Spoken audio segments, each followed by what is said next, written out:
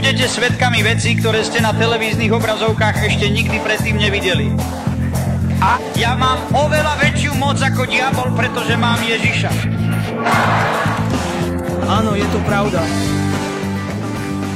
Vzývam moc vzkriesenia Božieho, ktorá teraz prúdi do tohto krku silou. Vo mne pre teba. Pane Ježišu, čo lekárska veda nedokáže, ty to urob.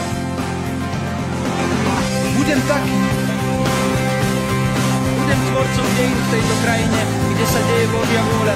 Blbý kosti naspäť normálne. Budem. Daj mu väčšinu mladosť. Hlásateľom Božej pravdy pre celé ľudstvo bez výnimky. Nech toto telo zostane vzpriamené a udeľ mu schopnosť slobodne používať krk podľa jeho vlastného želania už od tohto momentu. Áno, tak je. Proste, a bude vám dané. Teraz ho poriadne o to.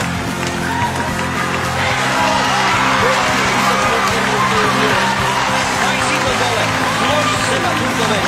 Ó môj Bože, už to viac nepotrebuješ. On je hlásateľom pravdy pre celé ľudstvo. Ja som iba obyčajný človek. Nič viac. Žiadny rozdiel. Predtým ste sa nemohli? Nemohol som sa zohnúť. Nemohol si sa? Čo sa stalo? Ježiš uzdravil. Urobil? Ježiš. Znovu. Ježiš. Áno, len tak ďalej. Lebo ja som skutočne to, čo Boh o mne hovorí, že som. Som uzdravený. Prorokujem vieru a jej moc. Predpovedám budúcnosť. Je to prorocký aspekt viery a pevne verím v Boha a ten zázrak je skutočne môj. Odteraz žiadne známky rakoviny. Od tejto noci. Pane, ďakujem ti za syna, ktorý verí v Boha, ktorý sem priviedol svoju mamu, aby bola uzdravená v mene Ježiša. Áno. A vierou v Boha.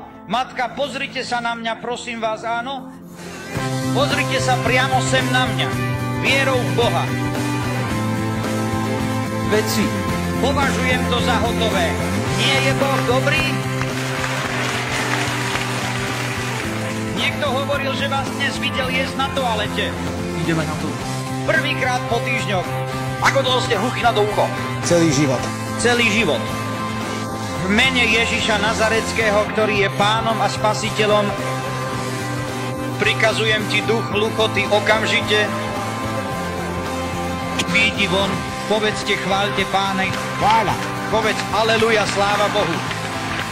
Bravu. Povedzte, diabol klameš. Diabol klamáš. Počujem. Počujem.